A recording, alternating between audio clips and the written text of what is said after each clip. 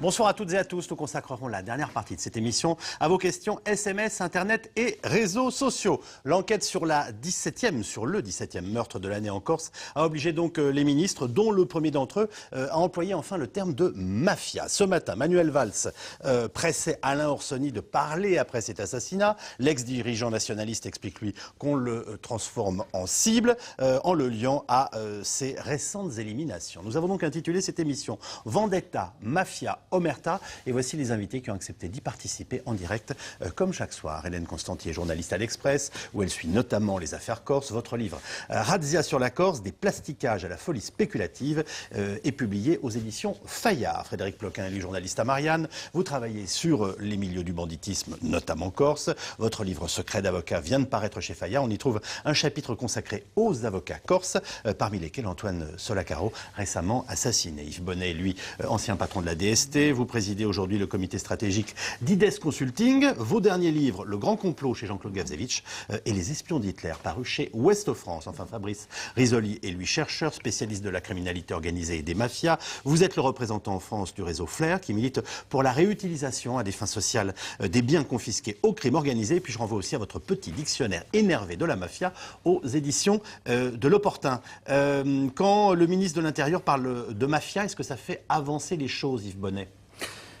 Je ne crois pas du tout. Je pense que, je ne vais pas dire qu'il faut banaliser les affaires de Corse, parce que ce serait faire injure à tout ce qui se passe, mais je pense qu'il ne faut pas non plus donner trop de coups de projecteur sur des catégories. On est beaucoup dans le communautarisme en ce moment. Hein. On ne traite les problèmes que par communautarisme, c'est-à-dire à la fois des collectivités qui peuvent être politiques, qui peuvent être raciales, qui peuvent être territoriales. Je ne pense pas que ce soit une bonne méthode. Mais quand on en est au 17e assassinat en pleine rue depuis le début de l'année, qu'il s'agit du président de la chambre de commerce d'Ajaccio, j'allais vous dire, moi je trouve plutôt rassurant qu'on mette des mots. Alors après on peut discuter des mots, mais qu'on mette des mots sur les choses, non? Oui, qu'on mette des mots sur les choses, mais d'abord le gouvernement, moi je suis très républicain, je suis même jacobin, hein, oui. Et je crois que le gouvernement ne doit pas gouverner sous l'émotion. Bon. Envoyer deux ministres en pleine nuit se précipiter parce que un président de chambre de commerce tout à fait honorable s'est fait assassiner, je pense que c'est réagir sous le coup de l'émotion, ça ne me paraît pas une bonne méthode. Bon, on reviendra peut-être après sur d'autres caractéristiques de ce voyage, mais deuxièmement, j'ai été préfet de la République, je m'appelle Bonnet, j'ai été préfet, mais je n'ai pas été encore. Oui, c'est pas vous. Oui, faites bien de le dire tout de suite en début d'émission. Il vaut mieux le dire, je n'ai pas mis le feu aux paillotes.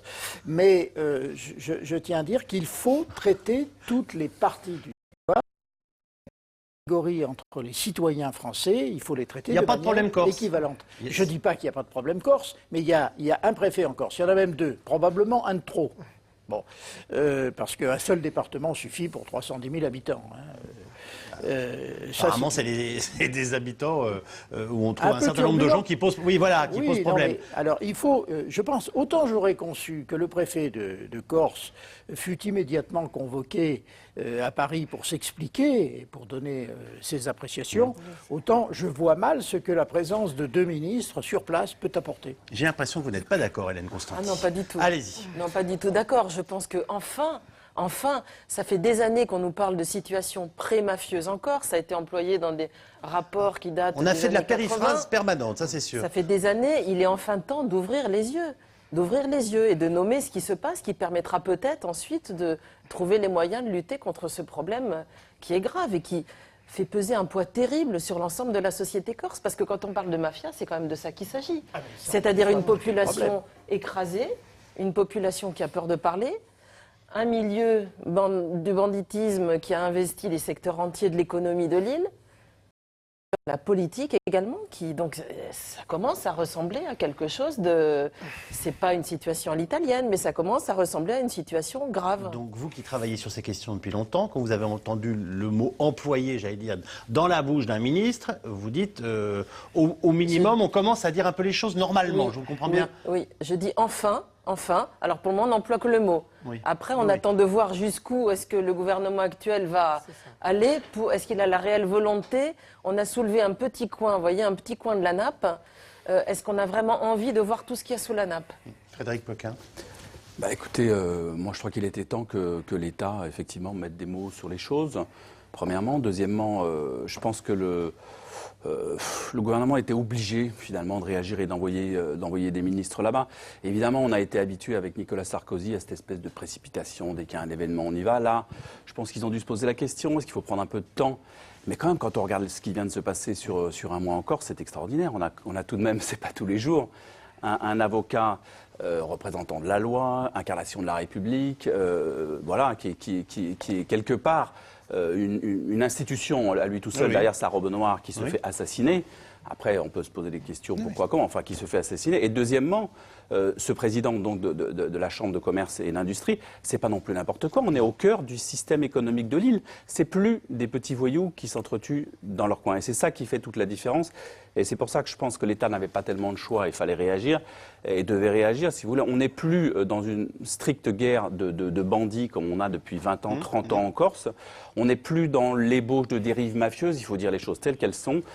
Qu'est-ce que c'est une mafia? Bon, on a du racket, on a de la pression sur les entreprises, on a un enjeu financier énorme, on a des morts. Je veux dire, c'est pas la mafia sicilienne, il ne faut pas se battre sur les mots, mais c'est quelque chose qui ressort. Alors, à la lumière de ce que vous venez de dire, et du coup, j'interjette la question à Fabrice Risoli. Maintenant, la question, c'est de savoir si la mafia s'attaque aux institutions ou si les institutions sont gangrénées par la mafia corse. Oui, enfin, juste pour la déclaration de Manuel Valls, qu'il emploie le mot mafia. Si c'est les sources qu'il a à disposition, ça peut encore aller. Mais le problème, c'est qu'il vient et qu'il ne propose pas des moyens de lutter contre la mafia. Quand on veut lutter contre la mafia, on regarde ce qui se fait en Italie. On propose un délit d'association criminelle ou d'association mafieuse. On propose la confiscation. On propose un statut de collaborateur de justice. On propose des choses pour lutter contre la mafia. Ça, c'est quand même le vrai problème de la déclaration. Oui, mais Fabrice Risoli, j'ai quand même envie de vous dire, on n'est pas là pour être porte-parole du gouvernement, mais je veux dire, ils emploient les mots. On a un préfet qui vient de nous dire qu'il pensait qu'il ne fallait pas forcément le faire comme ça. C'est intéressant. On a deux journalistes qui travaillent sur des dossiers qui nous disent, quand même, là, on vient de poser. Le premier de nos ministres, Jean-Marc Ayrault, l'emploie aussi. Et comme ce n'est pas le spécialiste des déclarations à l'emporte-pièce, on peut se dire aussi que ça a un sens. En tout cas, qu'on a un gouvernement qui donne l'impression de vouloir aller agir dans un morceau de République. Non, mais le gouvernement, il ne peut pas résoudre la question. On laisse terminer. Voilà. Et les choses qui ont été en plus objet de polémique, c'est par exemple lorsqu'un procureur a dit en Corse, il n'y a pas de problème, 50% des homicides sont résolus. Et là, le juge Thiel est quand même venu dire non, c'est 5%, c'est pas 50%. Bah oui. Donc, pour répondre à votre question que je n'élude pas, dans quel sens y a-t-il mafia ou est-ce que c'est l'État qui est gangréné? Pour le savoir, au jour d'aujourd'hui, on manque vraiment de sources. On manque de laboratoires indépendants, faits d'universitaires qui étudient de manière transversale la violence, l'infiltration mafieuse dans l'économie légale, combien il y a de machines à sous, combien sont-ils dans les entreprises, etc. Ça, nous manquons de ça. Deuxièmement, si nous mettons en place un délit d'association criminelle ou d'association mafieuse, alors on saura qui est mafieux, au moins au regard de la loi. Et là, excusez-moi, je renvoie à l'Italie, c'est le même débat qu'ont eu les Italiens dans les années 70.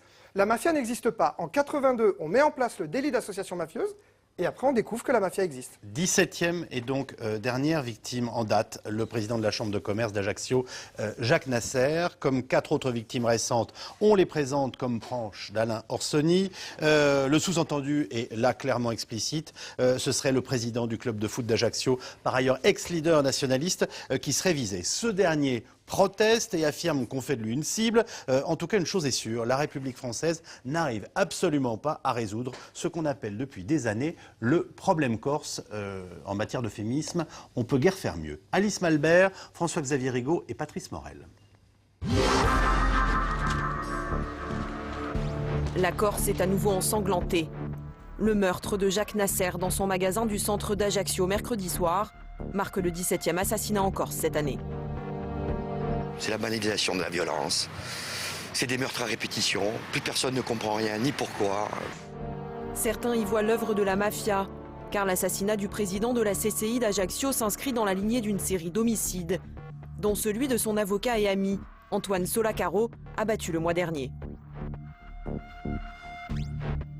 En ce qui concerne en particulier, c'est ce que je pense, mon ami Antoine Solacaro, c'est que si on ne peut pas atteindre la cible que l'on a choisi, à mon avis, on tape à côté, on tape l'ami à côté, pour marquer au punt, pour marquer le point, pour faire peur et lancer un avertissement à celui qu'on n'a pas pu viser personnellement. Alors qui serait visé à travers ces meurtres? Aujourd'hui, tous les regards sont tournés vers une figure de Lille, Alain Orsoni, ancien leader nationaliste et président du club de foot d'Ajaccio. Mais surtout ami de Jacques Nasser et Antoine Solacaro. L'homme nie être victime d'une vendetta, mais il affirme être devenu une cible. Si je savais qui sont les assassins de ces victimes, j'irais immédiatement le dénoncer, comme il m'est insupportable d'être mis en cause sans aucun élément de preuve, simplement sur des supputations basées sur je ne sais quoi. Mis en examen depuis 2009 pour l'assassinat d'un membre d'une bande criminelle d'Ajaccio, Alain Orsoni est régulièrement cité lors de règlements de compte. En 2010, son ami Antoine Nivaggioni est abattu. Les deux hommes avaient fondé ensemble le MPA, un mouvement indépendantiste. En juillet dernier, c'est Yves Manunta, lui aussi ancien militant MPA, qui est assassiné. Mais l'autre lien entre tous ces protagonistes, c'est la Société méditerranéenne de sécurité, annexe des militants MPA. Longtemps au cœur d'une vaste fraude au marché public, elle semble centrale dans les règlements de compte. Pour l'ancien ministre de l'Intérieur Jean-Pierre Chevènement, nationalisme et banditisme sont étroitement liés. Écoutez, la Brise de Mer, c'est un gang qui existe depuis aussi longtemps que mon souvenir me permet d'aller. C'est très vieux. Et autour de la Chambre de commerce et d'industrie d'Ajaccio, il y a eu, je dirais, un phénomène de banditisme qui est lui-même très ancien. Les relations sont très étroites. Et naturellement, quand on cherche l'un, on trouve l'autre. Et quand on est nationaliste, c'est un alibi aussi. Ça permet de dire « Ah, ben je me bats pour une cause bon, donc c'est très facile d'avoir une couverture de type politique, mais en réalité, les trafics prospèrent. Vous avez entendu parler de la Société méditerranéenne de sécurité. Ben, je crois que là autour, il y a beaucoup de choses qui méritent d'être investiguées. Mais l'omerta est tenace en Corse. Face au défi de la violence insulaire, le ministre de l'Intérieur, dépêché avec la garde des Sceaux après le drame, exhorte la population à briser le silence. Vous qui connaissez bien la Corse et ces dossiers-là, on vous le dit tous les jours. On connaît les commanditaires. On connaît ceux qui sont derrière ces règlements de compte, ces assassinats. On sait, mais on ne parle pas. On ne parle pas. Et moi, j'adresse un appel pressant à la société corse. Nous avons besoin de la mobilisation de tous les Corses. Manuel Valls a promis des moyens contre l'affairisme et les dérives mafieuses. À eux seuls, les règlements de compte en Corse représentent 20% de tous ceux dénombrés sur le territoire français. Et sur le dernier plan de reportage, on vient de voir donc que le casque n'était pas obligatoire, même avec des enfants, sur les motos en Corse. Alors, j'allais vous dire, je ne sais même plus par quel bout le prendre, parce que il vient de se dire tellement de choses dans le reportage. D'abord, est-ce qu'une fois pour toutes, c'est polémique ce que dit Jean-Pierre Chevènement. Il dit finalement...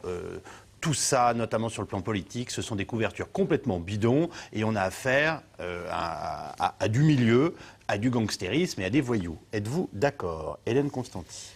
Je voudrais resituer un petit peu, peut-être éclaircir, il y a beaucoup de choses ont été dites, et revenir au président de la Chambre de commerce qui a été assassiné. Monsieur Nasser, dernier meurtre. Cette Chambre de commerce de Corse du Sud, le contrôle de cette Chambre de commerce a été pris au milieu des années 90 par les amis d'Alain Orsoni, donc par ce mouvement MPA, Mouvement pour l'autodétermination, qui était l'une des branches du nationalisme, qu'on a très vite rebaptisé Mouvement pour les affaires, puisque la plupart de ses membres, après quelques années de lutte sanglante avec leurs anciens frères d'armes, ont dissous le mouvement en 1996 et se sont reconvertis dans les affaires, donc investissant la Chambre de commerce d'Ajaccio, les milieux économiques, le bâtiment, le commerce, le tribunal de commerce et la franc-maçonnerie. Et le football.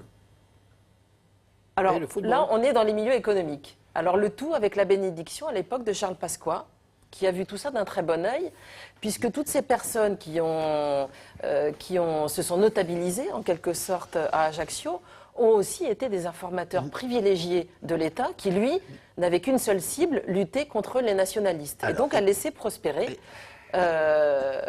Hélène Constanti, je vous interromps juste une chose, même votre terme il est intéressant. Comment on investit une chambre de commerce? Vous comprenez ce que je veux dire?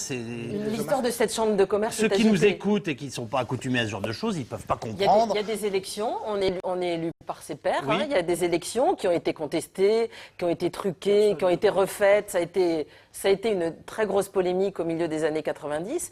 Et puis les présidents de la Chambre qui se sont succédés. Je vous rappelle quand même que les deux prédécesseurs de Jacques Nasser, qui a été assassiné cette semaine, l'un a été condamné pour une vaste fraude au marché public qu'on a un petit peu évoqué, la société marseillaise méditerranéenne de sécurité, qui avait reçu des marchés publics dans des conditions jugées frauduleuses par le tribunal, la sécurité de l'aéroport, la sécurité de certains ports, etc.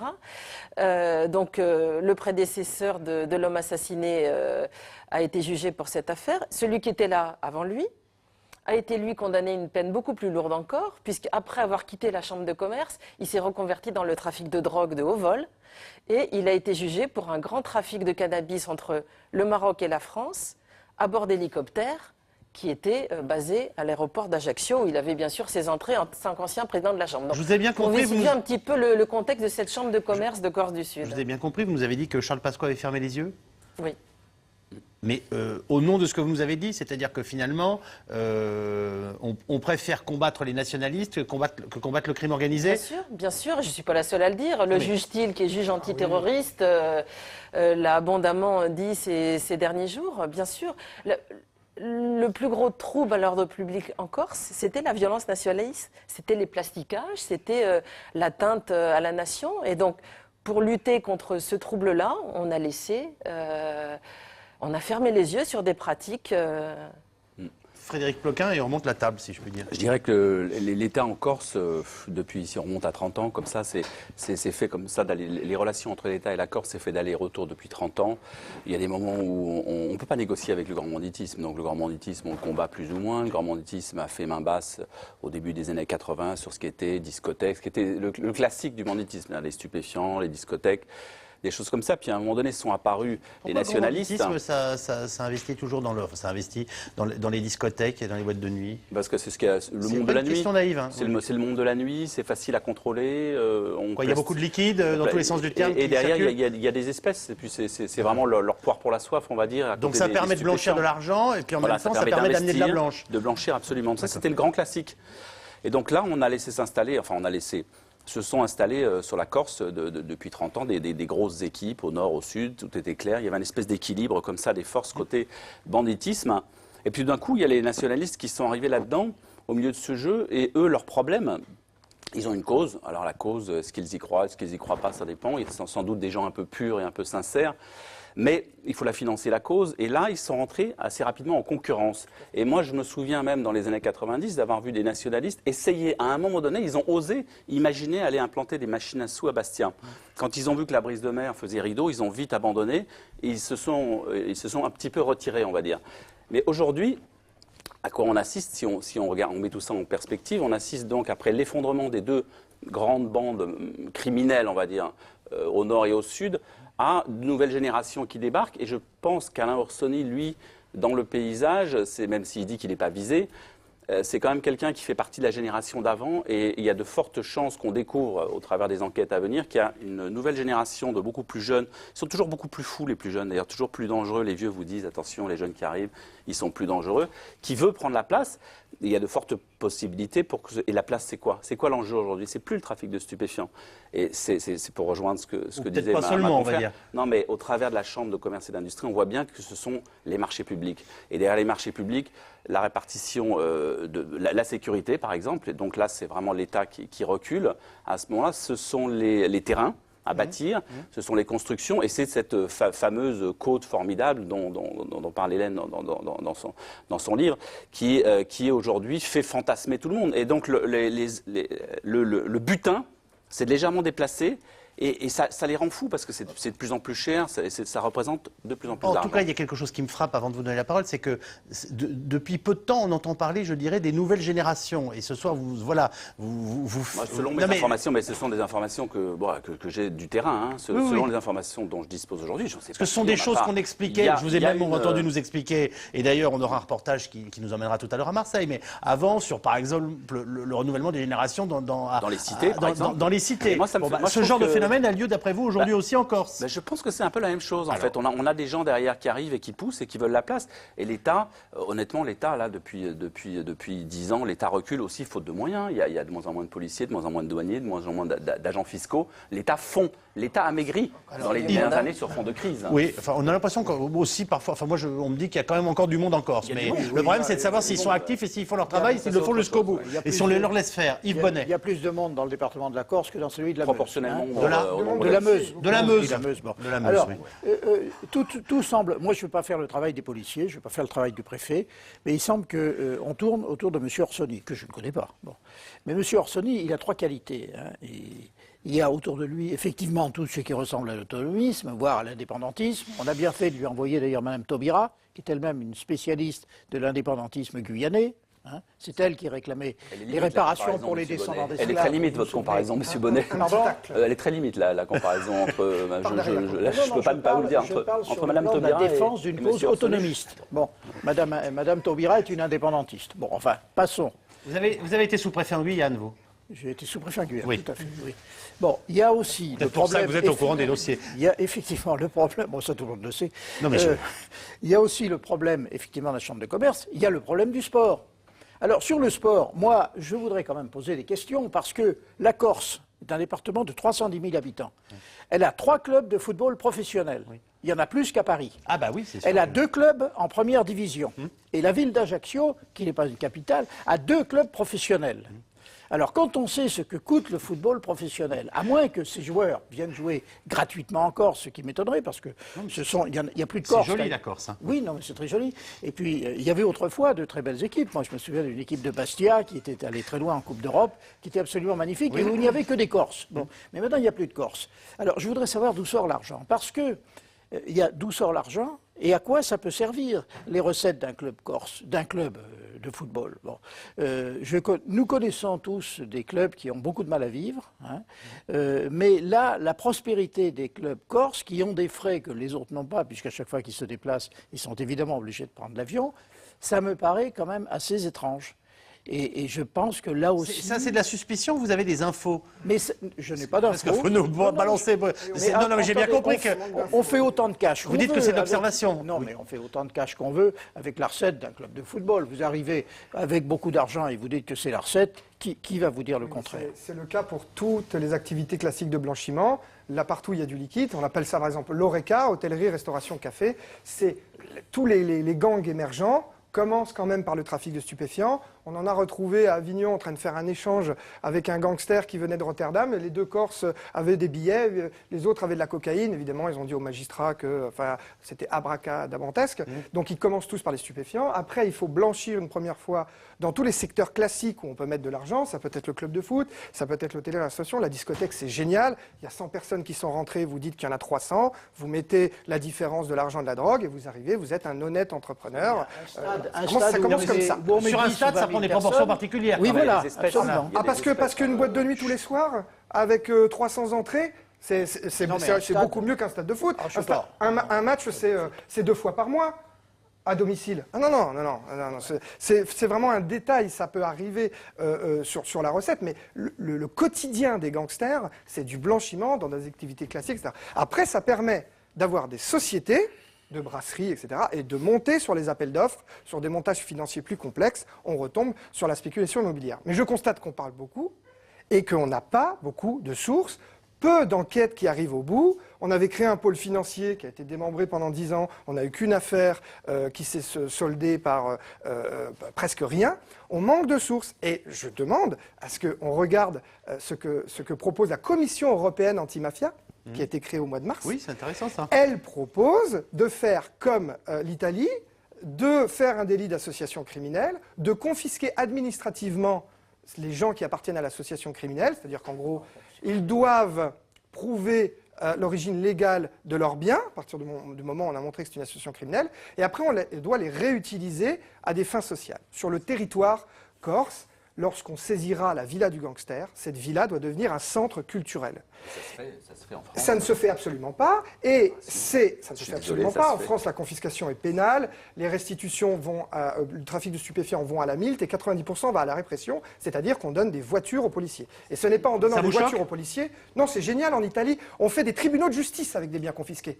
Donc ça ne me choque pas. La caserne de la Garde des Finances à Gioia Tauro, dans le port de la mafia calabraise, la caserne de la Garde des Finances appartenait au clan Mazzaferro. Ça ne me choque pas, mais il faut élargir la confiscation, elle s'appelle aussi sans condamnation pénale du propriétaire, et la redonner à la société civile.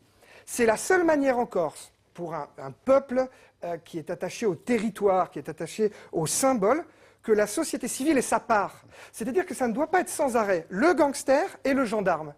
Il faut que la société civile retrouve sa part dans cette lutte. Est-ce qu'on peut s'arrêter un instant sur je dirais, le cas d'Alain Orsoni? Ça fait un certain nombre de semaines que les téléspectateurs qui suivent par ellipse et qui tournent les pages de cette histoire corse à chaque fois qu'il y a un meurtre, avec nous, par exemple, quand on fait une émission, voient cet homme, dont excusez-moi, je dis, et là aussi je dis ça sans fausse naïveté, qui vient expliquer aujourd'hui que quand même il est désigné par la presse, par le ministre de l'Intérieur, comme finalement une cible vivante, puisqu'on serait en train d'éliminer tous ses copains, sous-entendu c'est lui qu'on vise, ou en tout cas c'est à lui qu'on cherche à faire peur. Enfin, mais à sa place, je trouve quand même la situation paradoxale. Donc voilà. Faut revenir un peu en arrière pour comprendre le personnage, mais on ne va pas rentrer dans les détails. Mais déjà en 1983, ce garçon était dans le décor, dans le paysage, puisqu'en 1983, et c'est son traumatisme principal d'ailleurs, il perd son frère qui s'appelait Guy et qui est assassiné sur une petite route corse.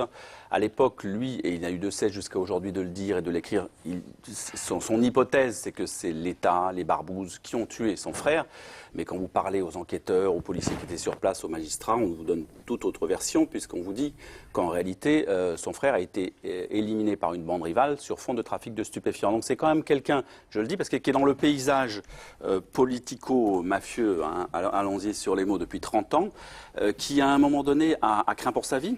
Il a vengé donc son frère, premièrement, hein, il y a eu des morts, enfin il a vengé. Son frère a été vengé. Il y a eu un certain nombre de morts, dans des scènes assez rocambolesques, des assassinats à l'intérieur même de la prison notamment.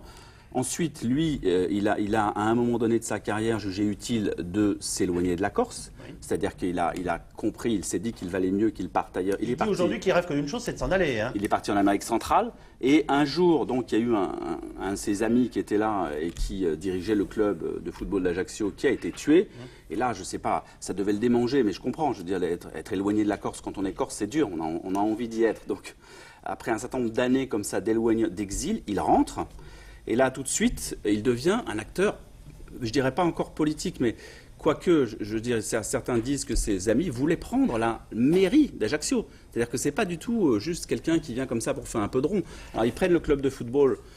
Ce que disait, hein, c'est intéressant ce qu'on disait là sur l'argent et le football, mais il y a autre chose, c'est aussi, en termes d'image, c'est important le football. C'est-à-dire que vous êtes aujourd'hui, il y a des amis d'Antoine Solacaro qui m'ont dit, les jeunes à Ajaccio s'identifient à cet homme parce qu'il est une star. Des jeunes. Parce que c'est l'idole. Et ça, c'est quand même assez grave et ça nous interroge sur la société corse. Donc c'est pas seulement. C'est un des pouvoirs de la mafia. Voilà, il y a la violence systémique, il y a le conditionnement de la vie politique, vous avez parlé de complexité, il y a le contrôle du territoire, il y a l'accumulation du capital, on a parlé et il y a le consensus social. L'image aussi. Et effectivement, et là par contre je vous rejoins, monsieur le préfet, avoir un club de foot, ça donne du prestige. D'argent et beaucoup de moyens. Oui. Non, mais il y a les deux. Mais le prestige compte aussi. Mais vous avez des loges, qui vous invitez les clubs de Corse. Oui, vous voulez savoir qui et comment on paye les clubs de Corse.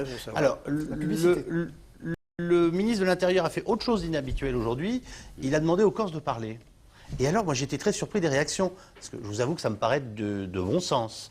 Et même si on ne peut pas en faire des sondages d'opinion, toutes les réactions, et ce qu'on appelle dans notre langage de journaliste les micro-trottoirs, les réactions qui ont été faites auprès des Corses qui acceptaient de parler, consistaient à dire deux choses. Un, on n'est pas prêt de parler.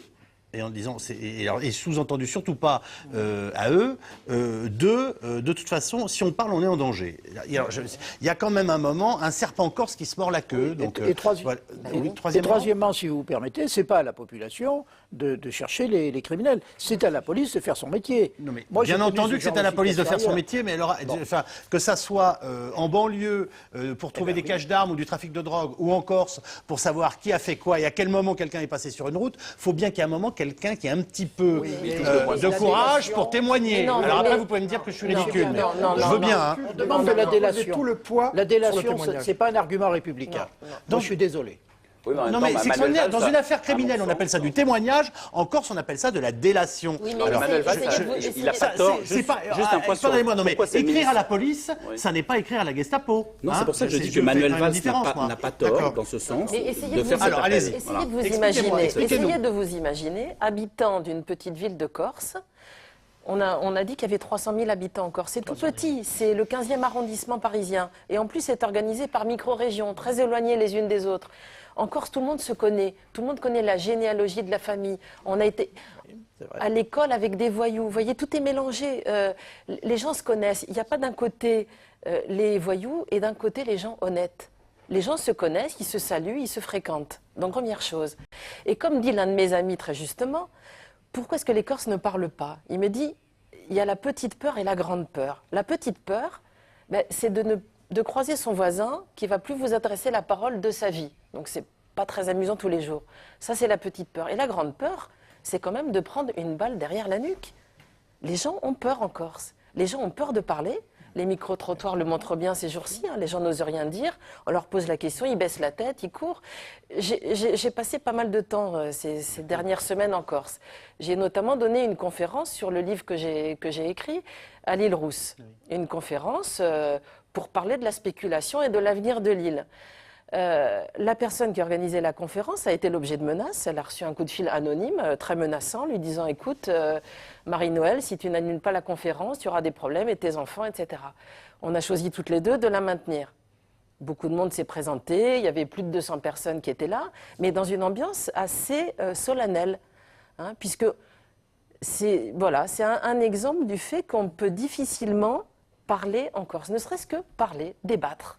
Alors, je ne vous dis pas, aller à la police, témoigner on a vu le type s'enfuir dans la rue Fèche après Ce que vous l'assassinat décrivez, ça du n'est pas commerçant. une loi de la respectabilité ou un code de l'honneur, ça s'appelle tout simplement un rapport de force et la loi de la peur. Tout à fait. Nous sommes bien d'accord. Et on peut inverser le rapport de force. Mais c'est pour ça que Et on Manuel peut Valls, inverser à le mon rapport de sens, force.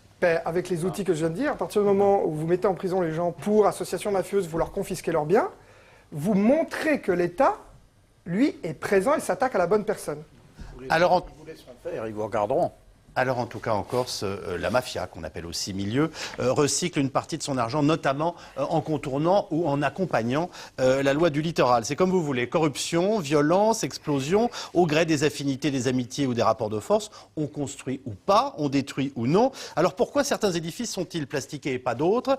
Comment contourne-t-on la fameuse loi du littoral? En tout cas, l'Eldorado Corse vient visiblement et d'abord de l'immobilier. Reportage du côté de Calvi, en Corse du Sud, avec Tom Marie-Laurent, Elisa Coudray et Thomas Bussier. Alors là, on est sur le chemin des douaniers. Donc logiquement, hein, c'est une zone qui n'est pas constructible. Hein. Alors, ces constructions que vous voyez là, elles sont poussées comme des champignons depuis quelques mois. Mais on ne peut pas vous dire qui a construit tout ça. Tout ce qu'on voit, c'est que ça pousse. Hein, et ça, c'est un exemple parmi 100 000. Autant d'infractions flagrantes à la loi du littoral de 1986. En théorie, les constructions sont interdites à moins de 100 mètres du rivage. En théorie seulement, car en Corse, les petits arrangements sont légion. Anne-Laure Cristofari en a fait son cheval de bataille. Alors vous voyez ? Militante nationaliste, elle dénonce depuis 10 ans les abus des promoteurs immobiliers. Autre exemple, aux abords de Calvi, ces résidences de vacances construites à la fin des années 90, les pieds dans l'eau. Vous voyez la distance qui les sépare de ces bâtiments de la mer. Donc ça a été fait dans l'illégalité, hein, la construction est illégale. Alors en sachant que cette zone-là, elle a sauté 2 fois. Ça a été reconstruit une 3e fois et voilà, on en est là. Des bombes pour protester. Des méthodes musclées que justifie à demi-mot la militante. Vous savez, le problème, c'est que quand les moyens publics, les moyens légaux, quand la possibilité de s'exprimer en tant que citoyen nous est enlevée par le clanisme, par la corruption, par les pressions économiques de grands groupes ou de personnalités, qu'est-ce qui reste? Malheureusement, on pousse les gens à aller sur des chemins dangereux et scabreux. Donc, la première des violences, c'est celle-là, de nous contraindre, de nous enlever la démocratie, de nous empêcher de nous exprimer librement. Dernier dossier en date a provoqué la colère des associations et des riverains, les rivages de Calvi. Un projet immobilier de 97 logements au cœur de la Pinède. Mais ici, monsieur le maire assume sa politique au nom du développement de la Corse. Le littoral est préservé et les seuls enjeux, c'est simplement des enjeux d'urbanisme et des enjeux architecturaux pour que les nouvelles constructions soient intégrées au mieux à l'environnement déjà existant. Je crois qu'il faut trouver le juste milieu entre sans doute quelques excès de la part de certaines associations qui voudraient que plus rien ne soit construit en Corse, pas toutes. Certaines sont aussi raisonnables et souhaitent un développement harmonieux et effectivement certaines promotions qui sont parties et qui peut-être n'auraient pas dû l'être. Et quand la municipalité accorde les permis de construire, quand les préfets les valident, reste aux associations un seul et unique recours, le tribunal. Il y a quelques semaines, la justice a annulé la construction d'un complexe immobilier à Patrimoniu, au nord de l'île. L'aboutissement de 2 ans de combat, notamment pour Pierre-Laurent Santelli. Militant, malgré les pressions et les menaces. Il nous a été clairement dit vous êtes des cadavres, voilà, suite à une annonce, un rendu d'un tribunal déclarant ces parcelles inconstructibles. L'immobilier, le nouvel Eldorado du grand banditisme. Il est plus facile de réaliser des bénéfices énormes en spéculant sur l'immobilier et le foncier qu'en allant braquer des fourgons de transport de fonds ou par le biais du trafic de drogue. Un terrain non constructible se négocie entre 0,30 et 0,40 centimes d'euros. Dès lors qu'il est rendu constructible par un simple jeu d'écriture sur un plan local d'urbanisme, sa valeur est multipliée par 1000, voire par 5000. Donc je vous laisse faire le calcul très rapidement. Un joyau au cœur de toutes les convoitises. La Corse reste malgré tout le territoire le plus préservé de France. Propriété du Conservatoire du Littoral ou site classé, aujourd'hui, près de la moitié des côtes de l'île sont définitivement à l'abri des promoteurs. Alors, qui accorde les permis de construire, sinon les élus, demande un téléspectateur? C'est une excellente question. Excellente question. Moi, je parle beaucoup de tous ces sujets-là en Corse et beaucoup de maires corses se défaussent en disant moi, j'ai pas fait de plan d'occupation des sols dans ma commune, c'est le préfet qui délivre les permis et je m'en lave les mains. Donc les premiers responsables, c'est bien sûr les maires. Et les maires, beaucoup de maires corses ont manqué de courage politique pendant de très nombreuses années, même dans les plus grandes villes comme Porto Vecchio, qui a mis des années avant d'élaborer son PLU. PLU qui a été aussitôt contesté devant les tribunaux et annulé et va devoir... Je rappelle que c'est le plan d'urbanisme. Hein. Oui, le plan local d'urbanisme. Donc bien sûr, les premiers responsables, ce sont les maires. Donc vous dites que... Enfin, les préfets ne sont pas complices de ça. Hein. Non, ils ne le font plus. J'ai délivré des permis de construire pendant un certain temps, mais ce ne sont plus les préfets, ce sont les maires. Alors les maires agissent en conformité avec les conseils de la direction départementale de l'équipement, oui, qui essayent tout de même de faire respecter un certain nombre de règles. Et Dieu merci, je veux dire que si l'État n'y mettait pas la main, d'ailleurs on a rendu hommage au Conservatoire du Littoral, en France, on aurait des dégâts très importants. Mais ce ne sont pas les préfets qui signent les permis de construire. Alors on a quand même l'impression qu'aujourd'hui c'est devenu un enjeu absolument phénoménal. C'est-à-dire, ce qu'il y a de plus beau en Corse, c'est la Corse, le littoral en particulier. Et là on comprend bien à travers les différents programmes qu'on vient de voir, dont certaines maisons individuelles très jolies, mais ça ne change rien. Si elles sont illégales, elles sont illégales. Et des trucs très moches, comme ces espèces d'HLM blancs qu'on voyait dans ces espèces de ravissantes petites criques. C'est un enjeu majeur, ça, selon vous ? Mais je pense qu'aussi c'est un enjeu pour l'État, parce c'est vrai qu'on a accordé une forme d'autonomie à cette île, aux pouvoirs locaux, que la tendance depuis 20 ans, ça a été ça, moins de pouvoir central et plus de pouvoirs locaux partout. En Corse en particulier, plus encore qu'ailleurs qu'en France. Et la question qui se pose aujourd'hui, c'est de savoir si ces élus sont capables d'exercer ces pouvoirs locaux ou pas, puisqu'ils nous expliquent qu'ils sont sous la menace, qu'on leur met le pistolet sous la tempe si les plans d'occupation des sols ne sont pas modifiés. Je veux dire, quid à un moment donné du retour de l'État? Et c'est pour ça que le voyage de Valls et Taubira est intéressant de ce point de vue-là. C'est qu'il faudra leur rappeler à Valls et Taubira. Il y a eu des ministres avant eux. On a parlé de Charles Pasqua tout à l'heure, on est allé un peu vite. Moi, je me souviens que Charles Pasqua, à une époque, avait fait venir venir 3, c'est pas beaucoup, hein, 3 agents du fisc en Corse pour essayer de travailler. Et alors, je me souviens également... Ils peuvent avancer vite. Hein, non, mais je me souviens, ce dont je me souviens, c'est que 15 jours, 3 semaines plus tard, ils sont repartis. Ah. Et bah oui, ils avaient fini le travail ou ils l'ont pas fait. Et ça a été, la Corse, ça a été une succession comme ça de rendez-vous manqués entre l'État et les Corses où on envoyait des forces. Après l'assassinat du préfet, alors on a quand même assassiné un préfet en Corse, on s'en souvient pas, il faut le rappeler. Après l'assassinat de ce préfet, on a envoyé une escouade de policiers, les meilleurs, l'élite de la police judiciaire spécialisée dans les finances, d'accord, a été envoyée sur place. Ils ont confisqué tous les dossiers du Crédit Agricole, ils ont rempli des pièces entières. Et moi, 2-3 ans après, je suis allé les voir à Paris. Je leur ai dit alors, ils sont où? Ils m'ont dit bah ouais, vous pouvez venir voir. On a des... Et effectivement, ils avaient des pièces comme ça avec toutes les archives, mais en réalité, personne ne les a jamais exploitées. Pourquoi? Parce qu'il y a des équilibres locaux respectés, parce que avec le nationalisme, au bout du compte, on pactise, on s'arrange, et ce qu'on veut, c'est pas avoir... C'est un peu comme les voitures brûlées dans les cités, pour que les gens comprennent bien. C'est un peu ça. Les jeunes caïds qui brûlent des voitures pour éloigner la police. Mais là, ils font autrement. Il y a des plastiquages. Donc voilà, je vais au bout du raisonnement. À un moment donné, est-ce que l'État ne doit pas se poser la question de savoir s'il ne faut pas recentraliser certaines choses? Alors, juste une question à la lumière de ce que vous venez de nous dire. Est-ce que la relative autonomie...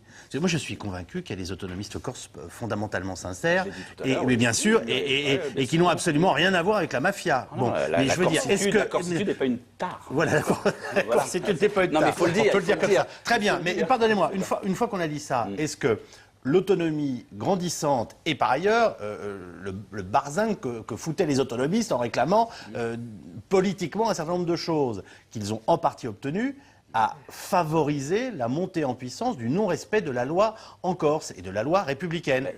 Oui, je crois que Frédéric Ploquin a complètement raison. Il est certain que la décentralisation appliquée dans un pays comme la Corse devient ravageuse. Parce qu'effectivement, on soumet les élus à des pressions qu'ils ne peuvent pas supporter. On ne leur rend pas service. Alors, ça arrive déjà en France métropolitaine, mais en Corse, c'est épouvantable. Alors, je veux simplement dire, un point de détail sur le problème des permis de construire, c'est qu'ils sont opposables erga omnes. Est-ce que vous pensez qu'à Paris, on peut toujours contester, excusez-moi, on peut toujours contester un permis de construire quand on est un citoyen d'une commune, etc., devant le tribunal administratif. D'accord. Je vais un tout petit peu plus loin. Est-ce que vous pensez aussi qu'à Paris, on s'est longtemps dit, écoutez, les Corses, ils ont qu'à se démerder entre eux, et puis voilà, ils se dépatouillent, on laisse ça se gérer tout seul? Franchement, je crois pas. Non, franchement, je crois pas. Ah bon? Il y a suffisamment, il y a suffisamment de Corses dans la haute fonction publique pour qu'on s'intéresse à la Corse en dehors de toute. Ah oui, sur le continent.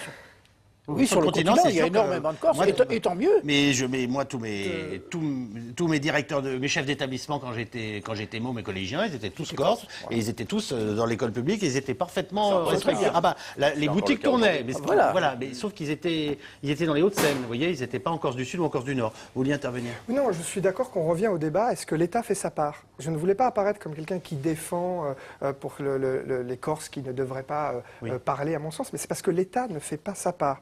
L'État ne fait pas sa part ici dans la spéculation immobilière parce que où les permis de construire sont légaux, et c'est un choix politique d'équilibre avec les populations, on fait plus de béton, moins de béton, où ils sont illégaux, et l'État ne fait pas sa part en n'ayant pas envoyé les forces nécessaires, des forces d'enquête et pas plus de gendarmes, pour lutter contre ce type de phénomène. L'État ne fait pas sa part parce que l'État français est condamné par la Cour européenne des droits de l'homme pour le manque d'indépendance du procureur. En France, le procureur est nommé par le ministre de la Justice.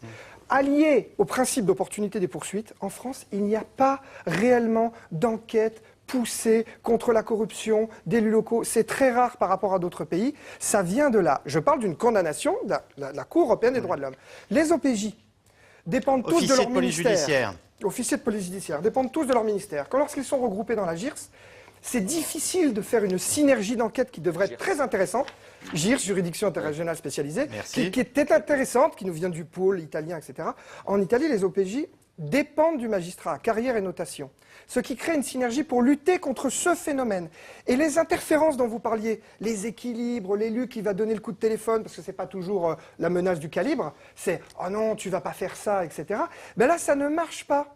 Parce que le magistrat est indépendant, il a l'obligation de l'action pénale, il a des OPJ qu'il note pour sa carrière, et il fait une vraie instruction, des vrais procès, et on condamne. Et c'est comme ça qu'on restaure, par rapport à l'impunité, la présence de l'État. Et alors, on peut envoyer un message à la population et dire, vous pouvez commencer à parler.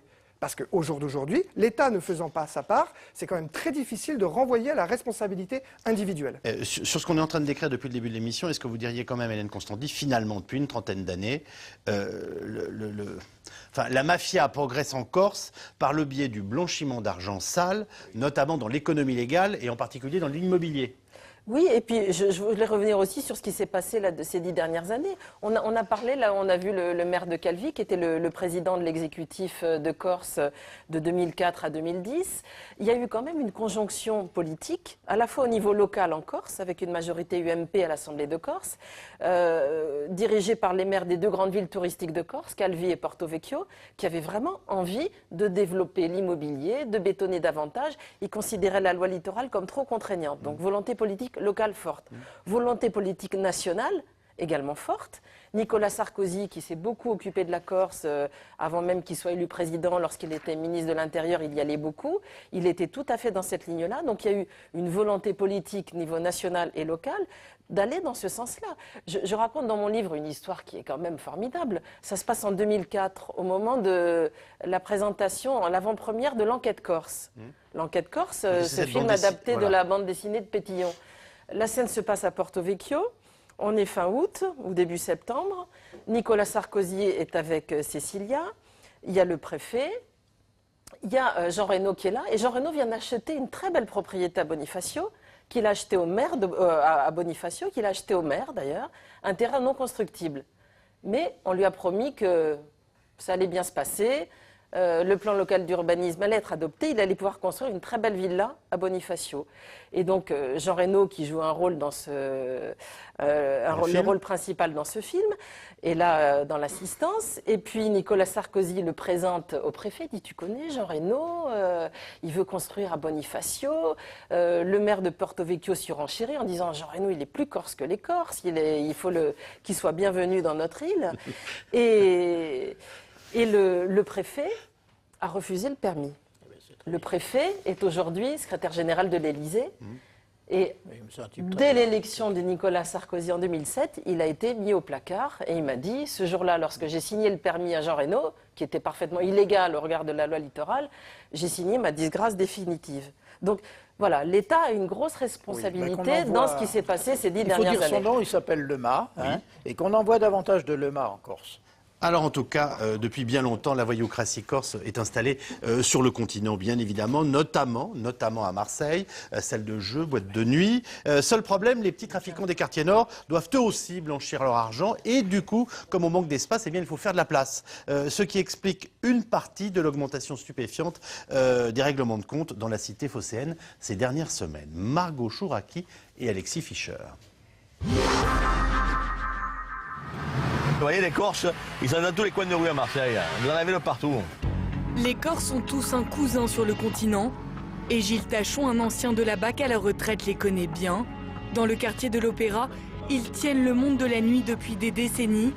Mais une nouvelle concurrence tente désormais de les déloger. Vous voyez, c'est un établissement, mademoiselle, donc, qui a subi des pressions donc, par un milieu donc, adverse aux Corses.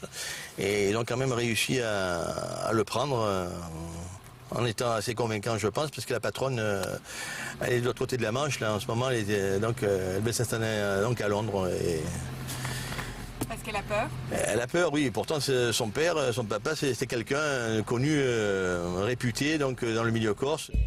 Gilles Tachon fait référence à Jacques Cassandry, alias le Tondu, cerveau présumé du casse du siècle en 1976 à Nice.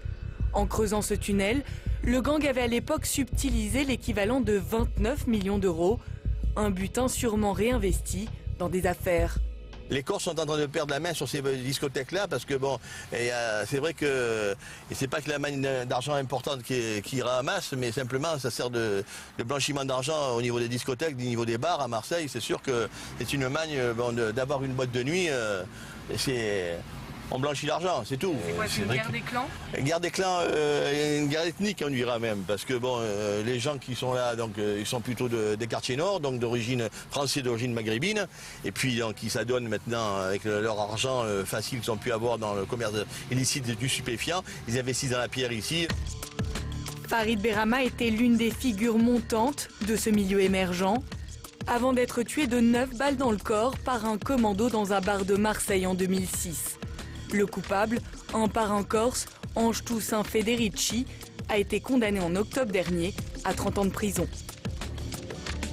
L'affaire de Berama, qui a été éliminée par le clan Federici, est effectivement une affaire emblématique de cette prise de position du milieu corse qui dit de façon très nette, par les armes, par la poudre, stop, vous avez franchi un certain stade, vous avez empiété sur des plates-bandes qui ne sont pas les vôtres, vous allez payer.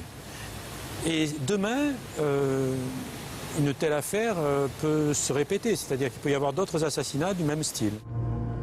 Ange Toussaint Federici a pu être interpellé lors de la tuerie parce qu'il était blessé. En moyenne, seuls 50% des règlements de compte sont élucidés. Il est très malaisé pour les services de police de résoudre les affaires corses, aussi bien à Marseille qu'en Corse, parce qu'il constitue une mafia. Qui dit mafia dit omerta, dit silence. En Corse et à Marseille, tout se sait et rien ne se dit. Maître Jean-Jacques Campana est avocat mais aussi corse. Dans ses mains, il porte le destin d'un client corse interpellé en possession de presque 5 kilos de cocaïne en 2010, Francis Castola. Moi qui ai été élevé là-bas, il y a des choses que je devine. Et lui doit penser certainement, enfin je pense, qu'il y a des choses que je comprends mieux. Donc, bon, c'est le propre de toute minorité. Francis Castola s'était réfugié sur le continent après avoir été victime d'une tentative d'assassinat en Corse en 2009. Son frère Thierry avait lui été tué 6 mois plus tôt, leur père en 2005, à Ajaccio. Pour les services de police, cette famille ferait partie de la bande du Petit Bar, très active sur le continent, mais son avocat récuse qu'il appartienne à la pègre corse. On l'a assimilé de par sa filiation et de par le fait que lui-même ait été victime d'une tentative d'assassinat, on l'a assimilé à ce que l'on appelle le grand banditisme corse. Mais moi j'ai l'impression, si vous voulez aujourd'hui, un peu avec le recul, comment dirais-je, que ce rôle-là lui a été donné un petit peu par les hasards de la vie. C'est justement pour l'assassinat de Thierry Castola, le frère de Francis, qu'Alain Orseny a été mis en examen. Un contentieux d'ordre financier existerait entre les deux clans corses. Alors, cette mafia à l'œuvre en Corse n'est-elle pas la même que celle qui sévit dans le sud-est de la France? Qu'en pensez-vous, Frédéric Lequin? Moi, je dirais que la spécialité du grand banditisme corse, qui est quand même, la Corse est le principal terreau du grand banditisme français, la spécificité, ça a été toujours de s'expatrier. Et il a fallu que, je ne sais plus en quelle année, des bandits corses, des bandits marseillais aillent en Corse pour leur dire « mais vous avez oublié de braquer vos propres banques, là, les gars, il faudrait peut-être y aller ». Longtemps, ils n'ont strictement pas touché à la Corse. C'est en train de changer aujourd'hui. Longtemps, ils n'ont pas touché aux banques, ils n'ont pas touché aux fourgons, à rien. Mais en revanche, ils se sont spécialisés dans les cercles de jeu, les casinos et les attaques de banque sur le continent. Et pas seulement sur le continent. Alors on a des places fortes, évidemment Corse, à Marseille-Aix, je veux dire à Marseille, Aix-en-Provence plus que Marseille, parce que Aix-en-Provence, il y a beaucoup plus d'argent, il y a des brasseries, il y a une espèce d'avenue là avec énormément de brasseries qui appartiennent quasiment toutes aux Corses, à Aix-en-Provence. Ensuite, vous avez les capitales d'Afrique de l'Ouest, où ils se sont installés depuis 30-40 ans pour créer des casinos, où ils sont dans le jeu, où ils tiennent la loterie, ou des choses comme ça. Donc le grand banditisme corse s'est toujours expatrié et a toujours réussi à l'extérieur. Cela dit, pour pondérer un peu ce qui a été dit dans le reportage qu'on vient de voir, depuis 4-5 ans, moi j'ai vu la police judiciaire et la justice française marquer des points contre. Je veux dire, à Aix-en-Provence, il y a eu des arrestations, il y a eu des brasseries fermées. Tous les cercles de jeu, la plupart des cercles de jeu que tenaient les Corses à Paris ont été fermés. Le cercle Wagram est fermé, l'Eldo est fermé, le Haussmann est fermé pour l'instant. Il va même y avoir bientôt un grand procès. Je veux dire, Federici. On parlait tout à l'heure dans le reportage de Federici, donc c'était lui, c'était le clan, on disait des bergers corses, c'était bon, en Haute-Corse. À un moment donné, effectivement, à Marseille, ils ont dû se dire, les Arabes prennent, les Maghrébins, en disant, prennent trop de place, on va y aller. Et donc il y a eu cet affrontement et l'élimination de ce Farid Berama qui prétendait être le premier Maghrébin qui régnerait sur la Corse. Donc là, sur Marseille, pardon. Donc là, il y a eu une rupture, les Corses ont dit non. Mais Malheureusement pour lui, Federici a laissé une trace de sang, une trace ADN sur les lieux, donc il s'est fait arrêter et condamné à une très lourde peine. Est-ce que le milieu corse, Fabrice Risoli, continue à maintenir le terrain corse? Je veux dire, est-ce que d'autres mafias ou d'autres structures du gangstérisme ou du banditisme international ont réussi à pénétrer l'île, ou est-ce que ça reste fondamentalement, je dirais, voilà, est-ce qu'on voit, je sais pas, est-ce qu'il y a de la mafia russe, de la mafia napolitaine, enfin bref, est-ce qu'ils ont réussi à rentrer ou est-ce que ça reste corse d'après vous? Non, il y a des mafias étrangères en France. On a arrêté 30 mafieux de haut rang italiens ces 30 dernières années. Bon, bien sûr, les 3 quarts sur la Côte d'Azur, entre Marseille et Menton. Vous avez quelques Russes, encore que je trouve qu'on ne fait pas beaucoup d'affaires sur les Russes. C'est plutôt des Géorgiens ou des Arméniens, etc. Les milliardaires russes ne sont pas tellement inquiétés, voyez-vous. En revanche, si vous me demandez si les Corses sont toujours ceux qui commandent... Est-ce qu'ils tiennent leur terrain, oui, c'est ça. Évidemment. Mais évidemment, le règlement de compte de la tuerie des marronniers en est l'expression très très claire. Farid Berama voulait mettre des machines à sous là où il y avait déjà des machines à sous qui appartenaient au clan corse. Il n'a pas voulu céder, il a payé le prix. Et on revient sur l'idée que quand même, la police marque des points, je n'ai pas dit le contraire. Ça manque de confiscation, ça manque de redistribution à des fins sociales, très bien, marque des points. Mais regardez comme dans la tuerie des marronniers, s'il n'y a pas l'ADN du gars sur la tuerie, on ne remonte jamais. Alors donc je milite pour qu'enfin il y ait un statut de collaborateur de justice en France. Il existe en Italie officiellement depuis 1991. Vous qui êtes vous êtes pour la collaboration de la police, il faudrait que d'abord les gangsters collaborent. Il faut leur donner une porte de sortie. 1/3 de la peine, collaborer dans tous les procès, tout dénoncer, vivre sous une fausse identité, protéger la famille. On a sorti 3000 mafieux du système en Italie comme ça depuis 1991. 3000 mafieux ont quitté la mafia, pas un n'a été assassiné par la mafia. On peut faire la même chose en France et c'est dans les lois Perben. Ça a été copié sur le modèle italien. On n'a jamais signé le décret d'application, précisément parce qu'on a peur de la délation en France. Le mot collaboration renvoie à quelque chose d'historique. Juste une chose, est-ce que ça n'est pas ce qu'a commencé à évoquer, même discrètement, Christiane Taubira dans sa conférence de presse commune hier avec Manuel Valls? Ça me paraît clair. En disant qu'il allait falloir retrouver des statuts particuliers pour que les gens parlent, notamment. Comme vient de dire mon confrère, il y a dans les cahiers, dans les carnets, il y a de quoi faire. Il y a une association de malfaiteurs qui n'est pas tout à fait l'association mafieuse dont il parle, mais qui est pas très loin et qui permet quand même énormément de choses. Il y a un début de statut de repenti. Il y a une possibilité, mais on revient de loin en France. Hein, je veux dire, la possibilité d'infiltrer. Par exemple, c'était fait en France jusqu'il y a 10 ans dans l'illégalité la plus totale. Maintenant, on a un début de statut, donc on bouge. On voit que la police commence à avoir les moyens peut-être de jouer l'infiltration. Donc ça, voilà, les mentalités évoluent. Il faut absolument qu'on prenne des questions SMS. C'est parti. Quels sont les points communs entre la Corse et la Sicile? Île méditerranéenne, toutes les deux. Toujours merci. C'est une information. Et alors, à part ça? À part ça, j'en sais rien. Dans les domaines qui nous préoccupent, il y a des comparaisons à faire ou pas? Oui. Allez-y. La Sicile est le berceau de la mafia. La Corse, c'est le berceau de la French Connection, c'est-à-dire que de 1930 à 1980, en poussant, le plus grand réseau de trafic d'héroïne au monde est animé par les Corses, d'abord pour le déverser aux États-Unis, puis après en Europe. Des Corsos marseillais avec des alliances, je suis obligé de schématiser, nous sommes dans les questions SMS. Merci. Rappelons quand même que c'est quand même à cause de la prohibition des drogues, parce que pendant des centaines de milliers d'années, la drogue, on avait le droit de la consommer et de la vendre, on a même fait des guerres pour empêcher des gens de l'interdire. Aujourd'hui, c'est prohibé depuis le début du 19e siècle. Comme par hasard, a émergé la French Connection à partir de la prohibition. Il faudrait réfléchir à cette histoire. Donc, les Corses, la mafia corse, comme on dit maintenant, certes, c'est la Corse, et il y aurait une mafia sicilienne, ça c'est sûr. Ce qui peut être comparé, c'est le niveau de violence. 1978-1982, 1000 morts, des règlements de compte en Sicile. Il y a 5 millions d'habitants, hein, donc c'est pas le même ratio, mais c'était quand même énorme. 1982, confiscation administrative, association mafieuse, 10 ans de progrès dans la magistrature. Aujourd'hui, la mafia ne tue plus. La mafia sicilienne ne tue plus.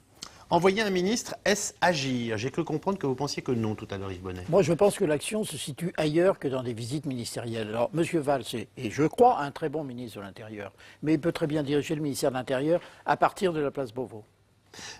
Si tout se sait en Corse et à Marseille, pourquoi pas la police?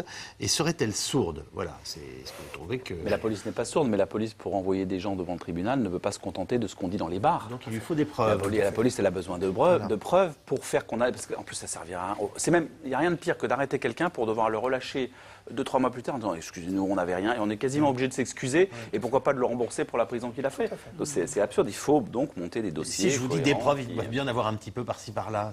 Vous me dites oui, mais c'est pas suffisant. Parce qu'à un moment, on doit amener le dossier devant un juge. Vous savez ce que c'est qu'une cour d'assises? C'est pas tellement d'amener devant le juge. C'est parce que devant le juge, il peut s'expliquer. Mais après, l'objectif, c'est quand même d'amener la personne devant une cour d'assises et de la faire condamner. Sinon, on a un non-lieu, etc. Ou au moins de tenir jusqu'au procès. Donc il faut avoir effectivement... Donc vous dites que si le dossier n'est pas bien monté, l'effet est pire, c'est bien ça? L'effet est probablement pire. Valls, en laissant entendre qu'Orsoni aurait des choses à dire, ne le désigne-t-il pas comme une cible potentielle? Qu'en pensez-vous? Moi, je suis très perplexe par ce qu'a fait notre ministre de l'Intérieur. Désigner un homme comme ça, je veux dire, si l'homme a peur, il doit aller voir un magistrat. Et c'est le ministre a des informations, il doit le faire discrètement. Moi, je trouve que régler les choses par médias interposés, c'est délicat, honnêtement. Mais Alain Orsoni lui-même dit partout qu'il est menacé depuis un moment. Il a écrit un bouquin, il a écrit un livre. Voilà, c'est ça. Alors, ce qui est vrai, c'est que le ministre de l'Intérieur a réagi par ailleurs à une déclaration d'Alain Orsoni qui lui a ensuite à nouveau répondu. Celui qui a déclenché les foudres, c'est Orsoni. L'État a-t-il perdu le contrôle de la Corse? L'État n'a jamais su comment s'y prendre. Hein. Je crois que l'État français, depuis que la Corse est française, l'État français n'a jamais su comment prendre cette île et a toujours alterné entre des phases de répression excessive et des phases de laisser-faire excessif également. Et voilà, ces dernières années, il y a toujours eu ce jeu de balancier. Après l'assassinat du préfet Rignac, on envoie le préfet Bonnet, on veut rétablir l'état de droit. Il y a des milliers de gendarmes d'enquête policière dans tous les sens, le Crédit Agricole, des investigations dans tous les sens. Les gens sont arrêtés, c'est quasiment des rafles. Hein. J'ai eu des témoignages de policiers qui me disaient on est allé beaucoup trop loin. Le préfet Bonnet dérape. Donc on envoie un successeur avec plein pouvoir, il dérape, il met le feu aux paillotes, rideau. On a quand même arrêté les assassins du préfet. On aurait pu ne pas les arrêter. Ils ont quand même été arrêtés. Il y a eu un effet de balancier par la suite avec une période de laisser-faire qui a été excessive. Oui, on a même essayé à un certain moment de corsifier toute l'administration. Ça, je m'en souviens, j'étais aux affaires et on nous avait demandé, à tous les directeurs de police en particulier, de n'envoyer que des Corses en Corse. Hein. Et bien moi, mes Corses, qui étaient excellents à Paris, ils devenaient nettement moins bons quand ils arrivaient sur le... Voilà. Les Corses se taisent-ils par peur ou par solidarité?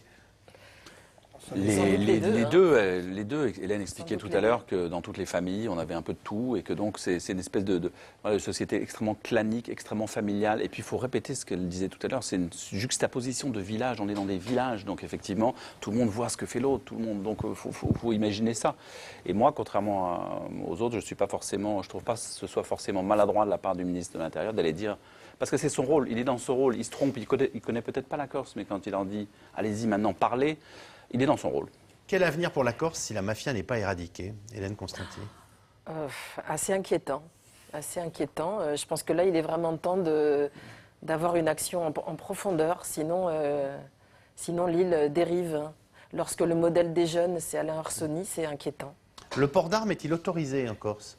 Il y a des armes de chasse partout, ils sont tous des très grands, d'abord des grands sportifs. Je croyais connaître la réponse, mais je pense que la question, même si elle manie le second degré, mérite d'être posée. Il y a des tas de téléspectateurs ce soir qui se disent « Ah bon, bah alors, peut-être qu'en Corse c'est différent ». Donc la réponse est non. Y a-t-il des risques pour le prochain Tour de France qui partira pour la première fois de Corse? Non mais attendez, mais c'est une vraie question. Des risques de quoi? Je sais pas. Mais vous savez, c'est ce que disent tous les préfets qui sont... On n'est pas au Mali où les voitures du Paris-Dakar se demandaient s'il fallait... Non, attendez, il ne faut pas exagérer. Tous les préfets qui arrivent en Corse vous tiennent le même discours. Ils vous disent oui, d'accord, il y a des assassinats beaucoup plus qu'ailleurs. Mais en revanche, la petite délinquance est beaucoup plus faible qu'ailleurs. En Corse, vous laissez les clés sur la voiture. On ne va pas vous voler la voiture. Vous vous promenez dans la rue avec le portable. Ce n'est pas comme à Marseille. On ne va pas vous l'attraper. On n'arrache pas le sac à main des dames âgées. Il faudra par contre vérifier qu'ils n'ont pas acheté quelques écuries cyclistes pour empocher la publicité. Les commerçants sont-ils rackettés? Voilà. Est-ce que les commerçants corses sont rackettés dans leur île? Pas de source. S'il n'y a pas de plainte, a priori, on ne peut pas le savoir. Mais de temps en temps, il y a des plaintes. Si, il y a des plaintes. Sur le racket. Si, il y a des plaintes parfois. Si. Non, mais quand il y a des plaintes, il y a des affaires. Il y a eu des affaires. Ernesto Savona est venu à la caravane antimafia à Genève. Il a montré les sources du racket en Europe. Oui. La France était au même niveau que la Biélorussie et n'avait pas de source sur le racket. Il faudrait qu'on m'explique combien de commerçants sont rackettés, combien ils payent, etc. On manque de sources. Voilà, je n'ai pas dit qu'il n'y avait rien. S'ils portaient plainte, on le saurait. Voilà. Ce qui veut dire, alors, de deux choses l'une, soit ils sont tous rackettés et ils sont tous soumis à une telle peur, à une telle omerta qu'ils ne parlent pas, soit il n'y en a pas, c'est l'un ou l'autre. J'ai dit pas de source. Hein, Voilà. Que devient Talamoni? Je demande à un téléspectateur. On a de ces nouvelles? Jean-Guy? On va lui téléphoner pour Vis-à-vis demander des nouvelles. politique. Bon, très bien. Donc on n'en saura pas plus ce soir. Que font les services secrets français? Ils ont un rôle à jouer là-bas, selon vous? À mon avis, la Corse ne menace pas la sécurité de il faut quand même dire que le Cirasco vient d'être créé. C'est un service de veille, de renseignement de la part de la police pour les mafias. Et ils ont fait leur premier rapport. Par contre, il est confidentiel. Merci beaucoup les uns et les autres d'avoir participé. Ils ont été mobilisés pour la recherche d'Ivan Colonna pendant très longtemps dans l'île. Ah oui. Rediffusion de ce C'est dans l'air à 22h30.